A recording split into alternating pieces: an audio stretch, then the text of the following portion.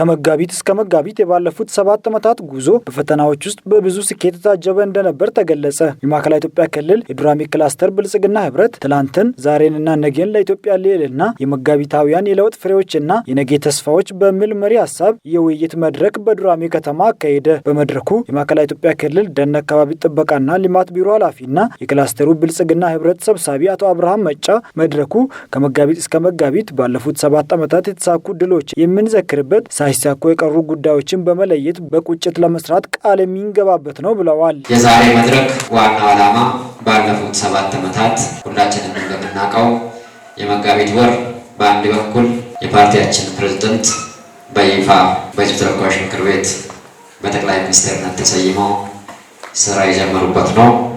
በሌላ በኩል ሀገራችን ኢትዮጵያ ለዘመናት በውጭና በውስጥ ሴረኞችና ባንዳዎች ሴራና ተንኮል የራሷን የተፈጥሮ ሀብት እንዳትጠቀም ተደርጋ የኖረች ሀገር ሆና ሳለች ይህንን የመጠቀም ታሪካዊ ስራዋን የጀመረችው በዚሁ በመጋቢት ወር ሁላችንም እንደምናስታውስ የህዳሴ ግድብ የመሰረት ድንጋይ የተጣለበት ስለሆነ በኢትዮጵያ የቅርብ ጊዜ ታሪክ ውስጥ የመጋቢት ወር ትልቅ ትርጉም ያለው ስለሆነ ተወስዶ ነው ያለምናቸው ያቀድናቸው ያሳከናቸው ያስቆጠርናቸው ድሎች የምንዘክርበት። ሌላ በኩል ያለምሳሌ ነገር ካለ በቁጭት በቀጣይ የእቅዳችን አካል አድርገን ለመፈጸምና ለማስፈጸም ስንቅ የምንቋጥርበትና ወኔ ይዘን ወደፊት የምንዘረጋበት እንደሆነ እንዲወሰድ ነው። ብልጽግና ከተቋቋመበት ጊዜ አንስቶ የአጋርነትና የአባልነት ግንብ አፍርሶ የህዝቦችን አንድነት ለማጠናከር ትልቅ እርምጃ ወስዷል ያሉት አቶ አብርሃም መጫ ከተለያዩ ፖለቲካ ኃይሎች ጋር በባላንጣነት ከመታየት አባዜ ወጥቶ ስልጣንን በማካፈል ጭምር በአብሮነት መስራት እንደሚቻል ማሳየቱን አስረድተዋል። እንደሚታወቀው ብልጽግና ፓርቲ ከተመሰረተበት ጊዜ ጀምሮ በፕሮግራሙ ያስቀመጣቸው ዋና ዋና ጉዳዮች አሉ።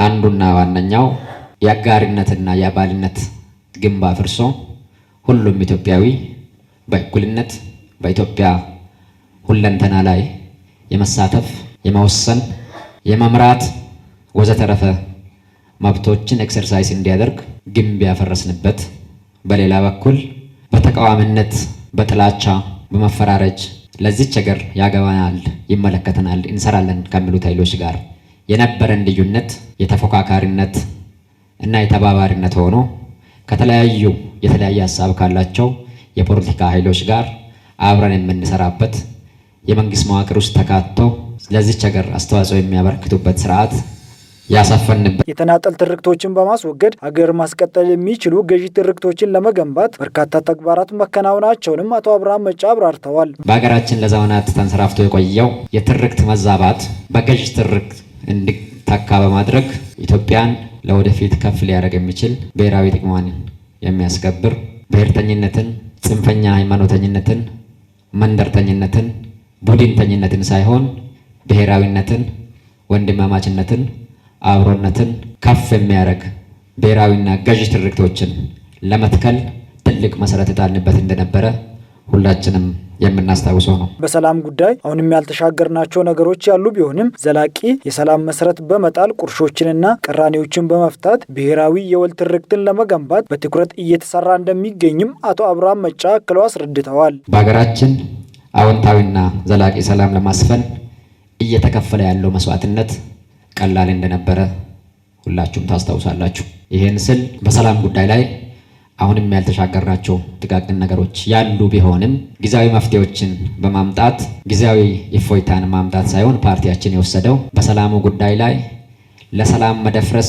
መሰረታዊ ችግር የሆኑ ከትርክት ጀምሮ ያሉትን መሰረታዊ አተያይ በማስተካከል ዘላቂ መፍትሄን የማምጣት ስራ ላይ ስላተኮረ ጥቃቅን ነገሮችን በቀጣይ ጊዜ እየለቀምን የኢትዮጵያን ሰላም ችግር ሲከሰት እያረምን በቁጥቁጥ የሰላም ማስከበር ስርዓት ሳይሆን ዘላቂ የሰላም መሰረት በመጣል መሰረታዊ የሰላም ችግሮችን በመፍታት አገራችን ኢትዮጵያ ለቀጣይ በህዝቦቿ መሃል የተለያዩ ቁርሾች፣ ቅራኔዎች፣ ግጭቶች ሊፈጠሩ በማይችሉ መንገድ የህዝቦችን እኩልነት፣ የህዝቦችን አንድነት፣ የህዝቦችን አብሮነት ታሳቢ ባደረገ መንገድ የወል ትርክት በመገንባት ገዥ ትርክት በመግባት ብሔራዊነትን በመገንባት አርበኝነትን በመገንባት የሚጸና ሰላምን ለማስፈን በልዩ ትኩረት እየተሰራ ይገኛል።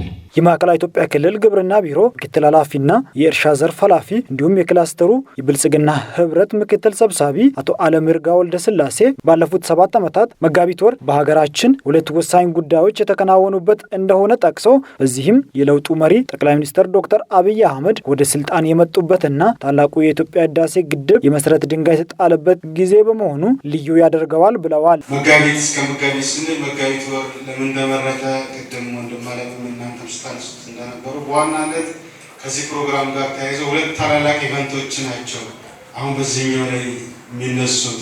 አንደኛው ታላቁ የህዳሴ ግድባችን መሰረት ድንጋይ የተጣለበት፣ ሁለተኛው ፓርቲያችን ብልጽግና የተወለደበት። ሁለቱም ለሀገራችን ወሳኝ ታላላቅ ኢቨንቶች መነሻ በማድረግ መጋቢት እስከ መጋቢት ያሉትን ስራዎቻችን በመገምገም ለቀጣይ መነሳሳት መፍጠር አለብን ተብሎ የተዘጋጀ መድረክ እንደሆነ በደንብ እንያዝ። በዓሉ ስናከብር በርካታ ውጤቶችና አሁንም ቀሪ ፈተናዎች እንዳሉብን ታሳቢ ተደርጎ ነው መያዝ ያለበት። በበርካታ ፈተና ውስጥ ብዙ ውጤቶችንና ድሎችን ማስመዝገብ እንደሚቻል ባለፉት 7 ዓመታት የመጣው ለውጥ አመላካች መሆኑን የጠቀሱት አቶ አለምርጋ ወልደ ስላሴ በኢንዱስትሪው ዘርፍ በቱሪዝም ከተሞችን ለነዋሪዎች ጽዱ፣ ውብና ምቹ በማድረግ በብልጽግና መንግስት መሪነት በርካታ ተግባራት መከናወናቸውንና የህብረተሰብ ተጠቃሚነት ማረጋገጥ መቻሉን ተናግረዋል። እንደ ሀገር በጣም ሊታዩ የሚችሉ ታላላቅ ጉዳዮች ተፈጽመዋል። የምግብ ሉዓላዊነትን ለማረጋገጥ የተሰራው ስራ ለዚህ አንድ አብነት ነው። አረንጓዴ አሻራ ላይ ያስመዘገብነው በ5 እና በ6 ዓመት ጊዜ ውስጥ የተሰራው ስራ ሌላኛው ትልቅ አብነት ነው። የሌማት ትሩፋት ስራችን በእያንዳንዱ ከተረጅነት ወደ ምርታማነት የትኛውም የአፍሪካ ሀገር ያልጀመረውን ሴፍትኔት ተጠቃሚዎቻችን በራሳቸው አቅም ራሳቸው እንዲችሉ ለማድረግ የጀመርነው ነገር ሌላኛው ተጠቃሽ ነው።